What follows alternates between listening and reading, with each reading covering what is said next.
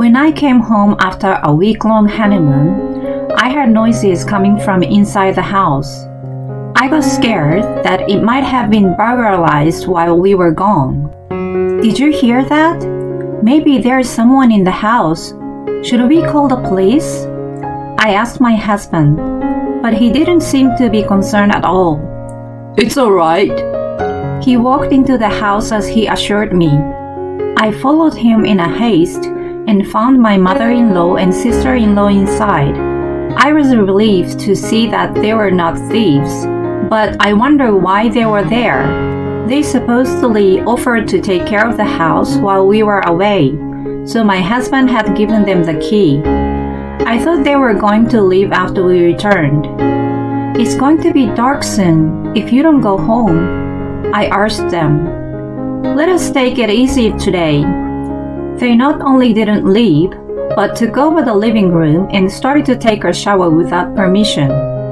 I thought they would go the next day. The next morning, they didn't show any sign of it at all. When I came home from work, they were still there. I couldn't take it anymore, so I asked my husband to kick them out. His reply was, We all live together now, so if you don't like it, you get out. He was asking me to leave instead. I said, okay, and left with only the bare necessities in my carry-on case. My name is Izzy. I'm a 29-year-old editor of a magazine. 3 years ago, I met my current husband Alex through a friend. I had hardly been in a relationship before him. I was attracted to his decisive and dependable personality unlike me. He said the love word first, and after 3 years of dating, he proposed to me and we got married. When we were looking around for a new house and a wedding venue, he made everything go smoothly and was very reliable. I enjoyed living with him in our new house, but my mother-in-law Kelly and sister-in-law Jo were my headaches. My father-in-law passed away about 10 years ago. Alex's family consists of Kelly and 27-year-old Jo. I was worried that I wouldn't get along with them. We only had minimal contact with each other before we got married, so I thought we could continue to keep a good distance. However, after we got married, they started bothering me. Kelly called me almost every day. Can you increase my allowance just a little bit? I can't live a decent life with the current amount. Just $200 more is enough. She nagged me. Alex was in charge, so I told her to ask him instead of me. I'm sure you're spending extravagantly. That's why you can't give me more.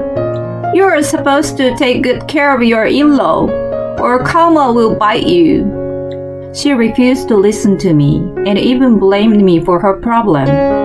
Other than that, she told me to visit her more and help her with the chores. And as a daughter-in-law, it was polite to send her favorite food every month. While she gave me lectures over the phone, Jo visited me unannounced.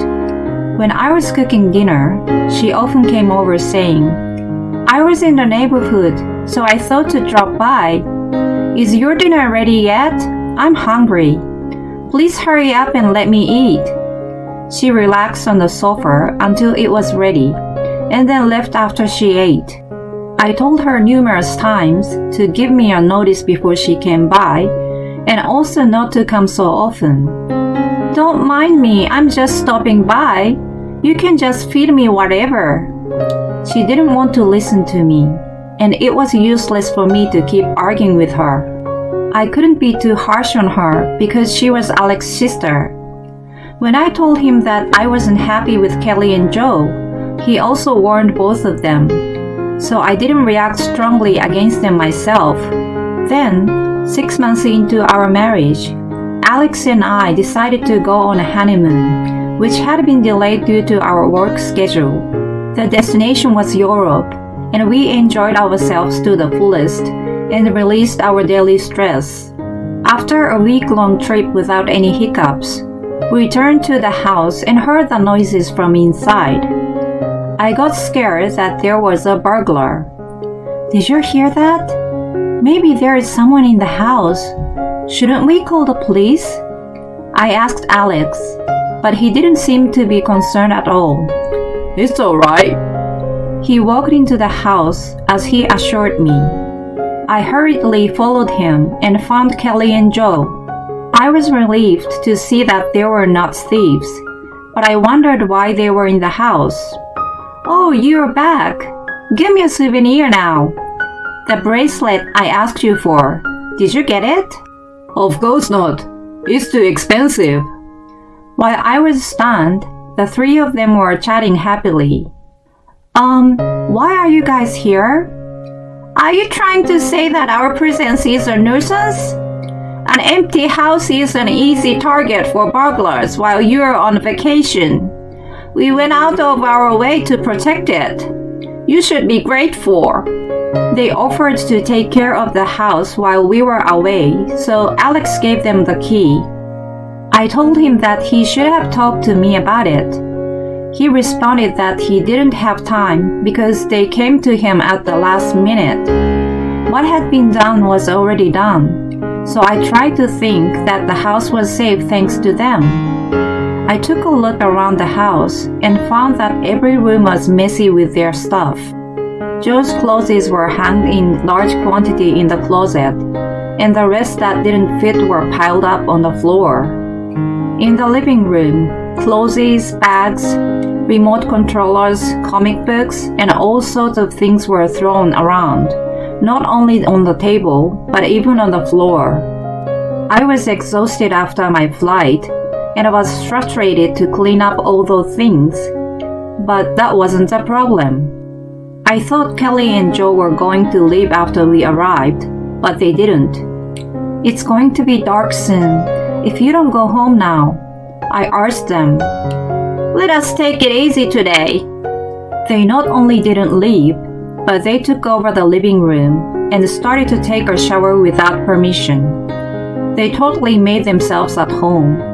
I thought they were going to leave the next day, but there was no sign of it the next morning. And they were still there when I came home from work. I told them that it was time for them to go home. We are family. You don't have to mind us. You can just pretend we are not here. They adamantly stayed put. Although I was told not to care about them, I was the one who cooked, cleaned, and did laundry. I didn't feel at ease at all. If I didn't get rid of them, even by force, they would have remained as long as they wanted. I decided to ask Alex to kick them out. I was cleaning up my room until he came home when I noticed that one of my perfume collections was missing. It was a limited edition that was no longer on sale and cost over $300. I had been using it carefully little by little. I panicked and asked Kelly about it, but she didn't even know I had perfume. When I questioned Joe, "Oh, I have it," and she pulled it out from her bag and handed it over. The bottle I got was almost empty. I had used it so carefully that I still had more than 6% of it left. It smells good, doesn't it? My friend liked it too, so I lent it to her. She showed no sign of apologizing, and I finally lost my temper. Why did you use it without asking me? What you're doing is theft. Didn't you learn that you shouldn't steal from others? What the hell? I only borrowed it for a moment. Why are you overreacting? If you just borrowed it, then give me back what you used. Fine, but it was already used, so I will give you half of the money. I don't want the money back. I want the same perfume back. You are so mean. Just for the stupid perfume. I know that brand too. It shouldn't be so expensive. She looked up the price on her phone. Holy cow! Why is it so expensive? Are you dumb spending $300 for perfume? If it's so important, why don't you look it up? It was more expensive than she thought, so she became upset with me. It's valuable to me, so I used it only inside the house. I never imagined that I would end up having a relative that comes into my room and uses my things without my permission. While we were arguing, Alex came home. What are you guys making a fuss about?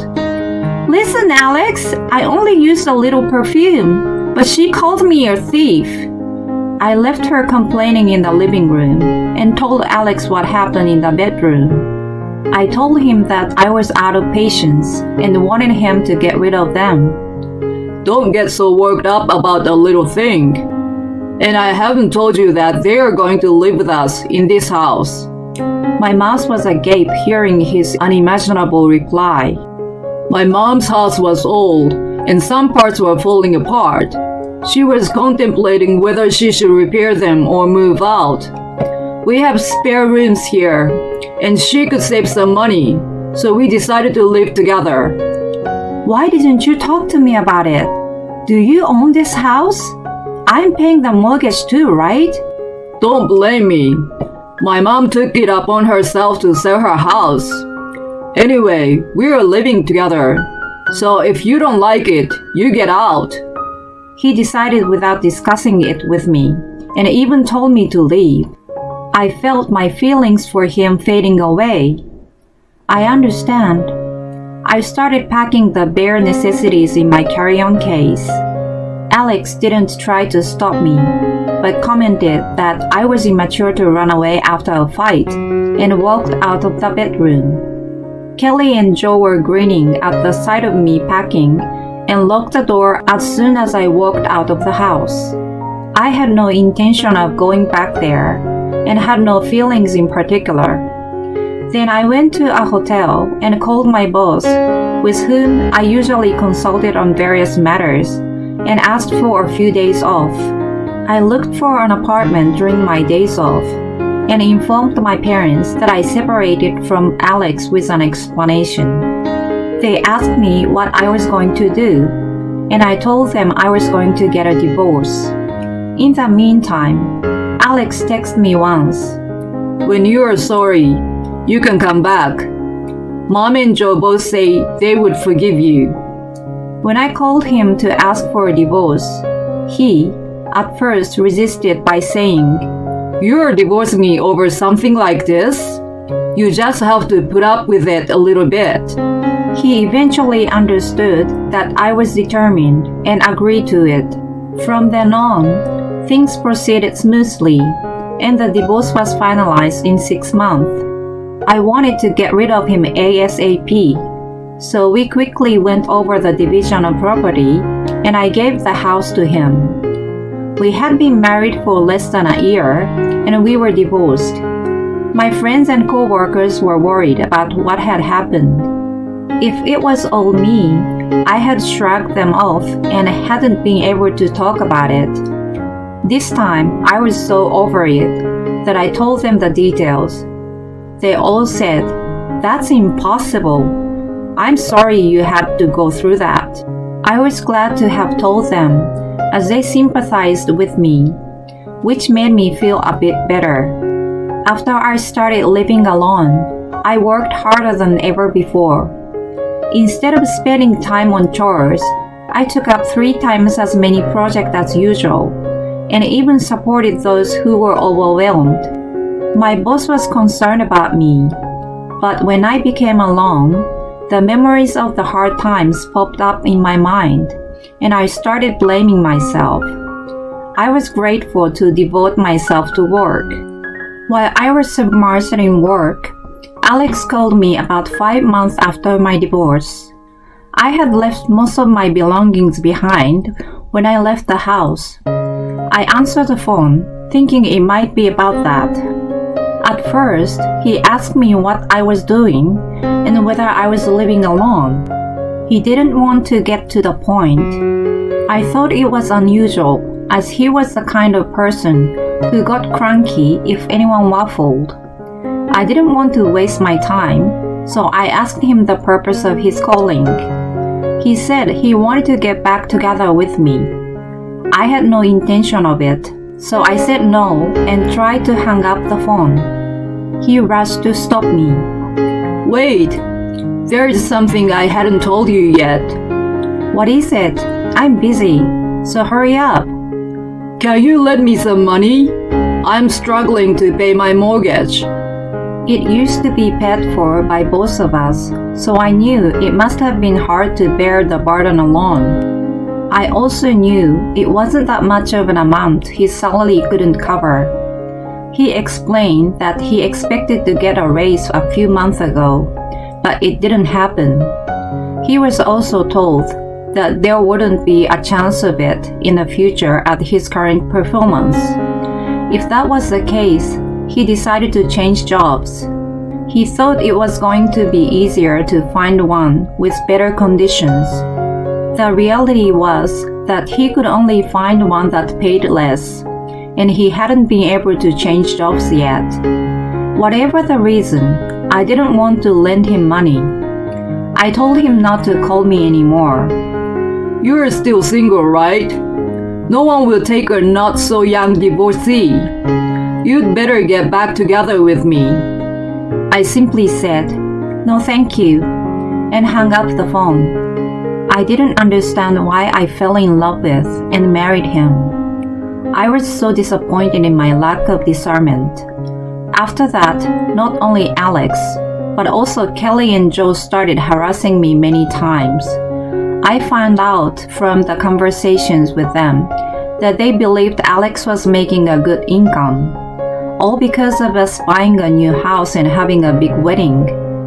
When their allowance wasn't increased, and Alex kept refusing to do so, they thought that I was preventing it.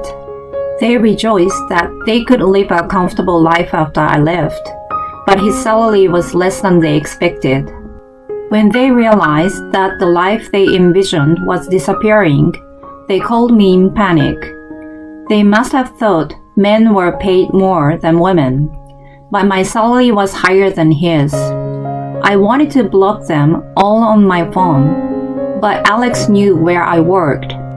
I was worried he would call me at work or show up at my office, so I tried to answer his call once a few times. He usually complained about Kelly and John spending too much money and he had run out of savings. They started working part-time, but they couldn't make ends meet because they spent it so quickly. It was always about money. I thought if I told him that I didn't have any either, he would stop calling me. I decided to tell him the next time he called. That day, as usual, he said, I need a loan. I don't have any money to pay the mortgage this month.